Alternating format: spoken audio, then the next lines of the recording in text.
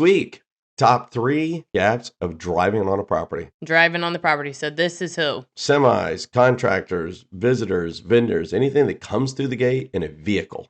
Got it. All right. Let's go. Here we go. Here we go.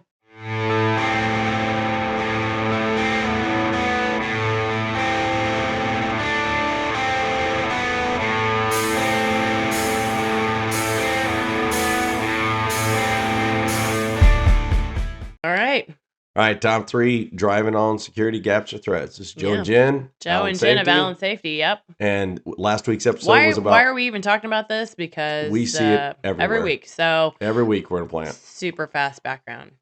We've been doing this for almost 25 years, and we're in a new plant about every single week of the year, except for holidays. So the last 20 some odd years, we've been seeing security stuff and working with people on it, and that's why we're talking about it, because it's just one of those daily parts of life that we're always working with security. So this is a Sunday, and Sunday. So we are wearing Kansas City Chiefs Woo-hoo. Because Jen grew up in Missouri. So good years and maybe not so good years, but she's enjoying it now. I'm not bandwagoning you guys. All right, so here we go. This is just my Sunday attire. All right, so top 3 driving on. So last week was about walking on. If you go listen to that episode, this week's about driving on. Now, what we do for a living is watch, process, find gaps, educate people. So people will go to our website and say, well, look at all the different training you do. Yes, but part of our jobs is to evaluate systems. So we do like system evaluations. The driving on evaluation is one of the biggest things we see across the country, because we get so caught up and there's so much traffic driving on, or so many people during different times of day. Yeah, I mean, it's truck traffic, it's biosecurity from my farm side. 5 trucks backed up, and everybody's got to get to work. Backed up down the road and causing but I'm watching all the employees walk in, so I got to manage those. But now I've got the truckers aggravated. The cycle starts, so that's why we're doing a top 3 day. Yeah. All right. So the first one is driving on is training. How did we train the manager? And how do we even educate truckers who have never been there, or contractors, that these are the protocols, or maybe they need to go park over here first before they come to the guard shack, not just line up, block everybody's lanes. Block all the way down the road, and now people can't even get into the parking lot and turn in that are employees there because the traffic. Yes, I can't even get across railroad tracks. There's so many semis backed up. You can't make a cross. So like, I still got to get to work. How are we communicating in some way of where they should go, how they should go, what that path of travel should be? Yeah, all truckers go to the right. Truckers don't park farther than here. Well, and a lot of times we've got some kind of sheet that we'll have visitors and vendors and contractors and stuff sign when we have them come on site. Are we doing that for the truck drivers, or are we not? Like, what is that process look like? Here's your assembly points. Are we saying there's different protocols you can or can't follow? We'll talk about here in a second. But it's about how do we manage these different influxes that are driving on one time. Yep. All right. So one of them is that you're going to look at what's in there. So you need training on how to manage it, and training what you're going to look at. Vehicle inspections really triggers people for whatever the reason. But I mean, you can't just be like, well, what are we checking every vehicle, every 5 vehicles? No, none. I mean, what does that process look like so that people don't feel targeted, for one, but also when you go through, like, what are you looking for, and how far do you take it? Right. So a quick legal disclaimer. Yep. Sorry. Don't just apply this willy-nilly. You got to do a risk assessment. Yes. So you got to evaluate, and you got to look at what you're doing and see if it makes sense. Thorough risk assessment based on what your specific circumstances. Because the moment that you walk up, you search a vehicle, different than just searching a bag with an employee, because there's a lot more stuff that can be in there. Well, and that's usually, people kind of feel like that's my personal domain. And I'm going to tell you why. And some people sleep in them. Yeah, the truckers and stuff, or whatever. Here's why I feel that way. As a vendor and a trainer, don't love the idea people going through my suitcase, which is a lot of times in my trunk. Because it's the last day I'm there. Because it's the last day I'm there, and I'm traveling home, maybe that I'm getting ready to fly out or whatever. And we have had locations, several, where I don't know if the security guard was like, I'm just trying to show I'm doing a good job or what was going on there. I kind of think that that's probably what it was. But it's still a weird moment when some random stranger Takes my in front of in suitcase, my place opens of it up employment and is going through all of my personal in things front of all the other in front vehicles of all driving the other in. managers and the folks I'm Yeah. training or working with. I mean, that's still It's a weird moment. there's HR rules, guys. There's a weird moment. And that's what happens. So if you don't do the training correctly of your employees, You if put you him don't, you put him in a weird spot. You've got to give him like here's the parameters and then like here's your stop point. You want to be sure that they know like and it's got to don't take it too far. It's got to be printed. It's Yep. got to be trained on. Yep. It's got to be a And it's got to policy. be, and This it's got is to in be, my policy. it's got to be evaluated. Yeah. What happened to me sometimes is I will find out it's a 3 a.m. or 4 a.m. and the manager only gets there at 6 in the morning. They've never evaluated how third shift really does the search. You still have to evaluate it. Yeah. So, and that can be through camera systems. That can be through Just other people doing spot checks. Coming in on an off Or it shift. can be like when I'm on site, you say, okay, Joe, when you're there, tell me what you see because we're spot checking. What the was your security experience? system. Because as a manager, if you are managing this as, I'm in charge of this as we have internal security, as opposed to I'm a manager and this is external, they're still going to know you. Correct. So they're going to answer a certain way potentially, and you're not sure if that's people's experiences or not their experiences. And it could also be based on the shift you ask. Absolutely. And the person you ask and their experience and tenure. I would want to know the person on third shift that's the newest because they're still trying to learn. A lot of times they get by default third shift. Yeah. Because they are the newest. Yeah. They have to work before they get on days. Yep. All right. So now what we're looking for. So training is the managers, change your team. That's one gap. Yep. This one is now what to search for. Now, the other thing is now you're searching this vehicle. What are you really going to go through? Because if you are going through this vehicle, probably are you going through the console? Are you gonna make everybody climb out of it first?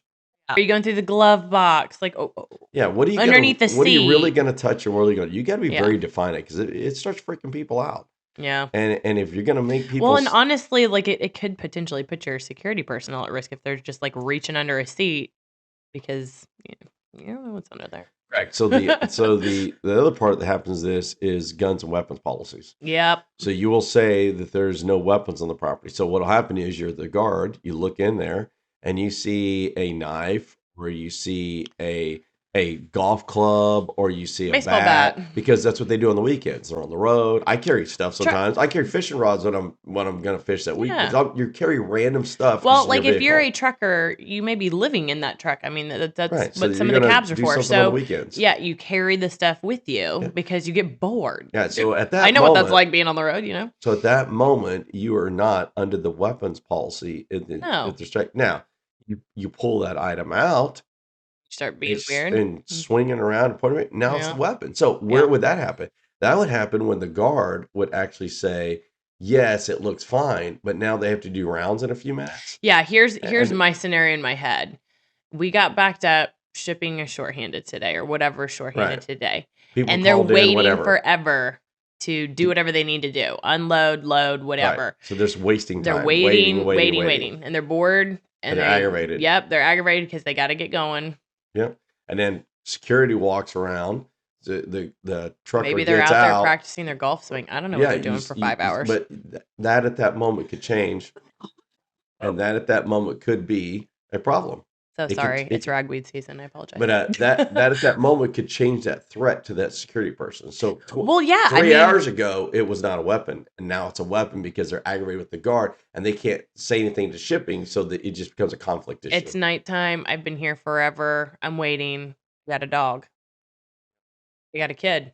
So the third one's going to be the gap we find is dogs and people. Yep. We all say on the properties, no one under 18 for these rules, whatever. But I will tell you, during the pandemic and most holidays, I see kids in trucks, vehicles all the time. Summertime. I see even in contractor vehicles. We'll just be sitting in the vehicle or a vendor. They'll come for an hour to do a site visit, and you'll see the kids sitting in the vehicle. And you're like, well, ride along, or we didn't have anybody to watch them today. I mean, stuff happens. I get that. But how are you going to manage that though? And here's what I want everybody to know: we're not talking about just managing if they have to go to the restroom, because that's real. It's also about if you have a planned evacuation. Well, that's my biggest concern. It's about bad weather outside. You still have to manage these people, and that's different rules than just normally your employees. I love dogs. In my world, presents a different risk during an evacuation if you don't have a leash for your pet. Correct. Yeah, so you've just got to think through, like, worst case scenario. If all the things came together and created a bad situation, how are we going to manage that? Let's get a policy out there. Let's be, Correct. 'Cause that's that's not gonna be in your proactive and EAP. advertise it with some signage and some paperwork. That's not going to be EAP evacuation assembled dogs here. No. That's security protocols on what we can and can't do with the dog. So some people will hand out a sheet that tells the rules when you first pull in. That tells you, And you got to decide, even at security, are we logging passengers? Right. Are we, if we've got significant others or brothers or 3 people in sisters there. or Yes. children or what, are we writing those people's names down just so that, because part of it is tracking for an evacuation or something. Correct. So the first, number one is training. Number two is what do we actually look for and how we're going to manage them. And number three is these random things. It's the dogs. It's extra people. All the stuff that we say we don't allow this, but we know circumstances come up. If you have an ammonia leak for 4 hours, no one's going to leave their dog in the truck and evacuate. No. You're going to take their dog with them. And if you send a kid outside, you can't have a kid stand outside for 4 hours when it's 30 degrees. But everything they own is inside the semi. Yeah. So from a security threat, you talk about violence Winter in the workplace. Vacation. Yeah, you will see people stress over that and get aggravated about it. So it's figuring out how that's going to be managed, knowing that those things happen. How are you going to address it on the front end and then communicate that? Absolutely. So, by the way, for those watching YouTube, I have the product placement here. Love that. I'm supposed to be doing that. Love that for you. By the way, if you do go to any of our training, you do get a free T-shirt or hat. You get to pick it. And the reason we do is because it's just nice. You can see what we have over on our merch page if you want. Yeah, Alan or safety.com. And if you need more information, we'll close out here. If you need more information, you can go to our coaching website and it gives more details about different subjects, including current and past. Yep. So a lot of people always want to ask us questions, and that's something that we honor. 365 1 year of consult for anybody we train in person. We also offer that with the coaching site via email. So if you've got specific application questions and you want some detailed guidance on how to work through that, that's included along with all of the 18 different modules and over 100 videos on that site with detailed information on this stuff. Yep. So what we do is you take these different opportunities, you evaluate your systems. Yep. You find out where your gaps are. You don't make the list. Not a list, because tomorrow it's going to happen again. We're trying to figure out where are we at and then where do we want to go from here. And time. Yeah. So that to close at this episode, time is the biggest thing I think happens with driving on. Yeah. I think that people get flustered when all the people are walking. They're getting bogged down. Staffs, and there's 5 truckers.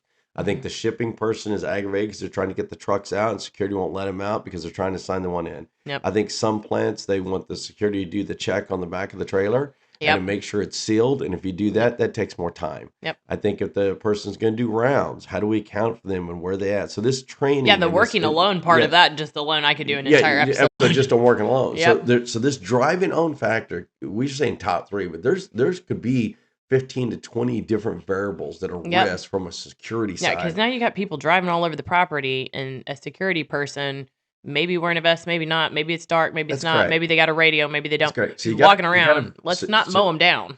So you got to evaluate all these systems and look at what we're doing. So work on your training, work on what you're looking for to not have the conflicts, to do the idea of the security, but not the conflict. Yep. And then when you do find these items, have a plan on how you're really going to manage. How are we going to manage through that conflict? To not put a threat to the person who identified it or the circumstance going to come. They're just trying to make sure everybody follows the policy.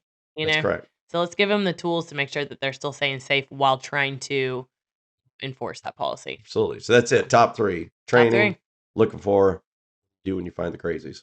All right, guys. Thank you.